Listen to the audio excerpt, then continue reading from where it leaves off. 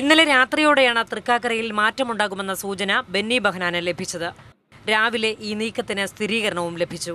അതോടെ ഹൈക്കമാൻഡിന്റെ തീരുമാനത്തിന് കാത്തുനിൽക്കാതെ മത്സരത്തിൽ നിന്ന് പിന്മാറുകയാണ് എന്ന് അദ്ദേഹം വാർത്താസമ്മേളനത്തിൽ പ്രഖ്യാപിച്ചു.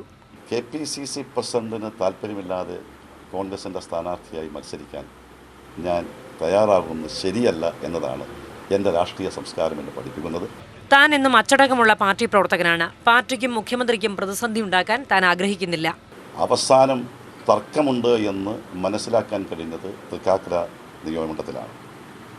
അങ്ങനെ തർക്കമുണ്ടാകാൻ കാരണം ബഹുമാനപ്പെട്ട KPCC അധ്യക്ഷൻ മറ്റു ചില പേരുകളിൽ താല്പര്യമെടുത്തു എന്ന് അറിയാൻ. മത്സരിക്കാനില്ലെന്ന് പ്രഖ്യാപിച്ചതിനെ തുടർന്ന് മന്ത്രി കെ ബാബു, ഹൈബി ഈഡൻ MLA തുടങ്ങി നിരവധി നേതാക്കൾ ഇവിടെ എത്തി. പ്രവർത്തകർ മുദ്രാവാക്യം വിളിച്ച് പിന്തുണയും അർപ്പിച്ചു. മാതൃഭൂമി ന്യൂസ്, കൊച്ചി.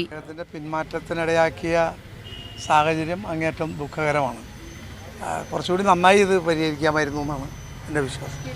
തൃക്കാക്കരയിലെ ഏറ്റവും അനുയോജ്യനായ സ്ഥാനാർത്ഥി ശ്രീ ബെന്നി ബെഹനാൻ തന്നെയാണെന്നാണ് എല്ലാവരുടെയും ശക്തമായ അഭിപ്രായവും ആഗ്രഹവും. അദ്ദേഹം സ്ഥാനാർത്ഥിയാകണമെന്നുള്ള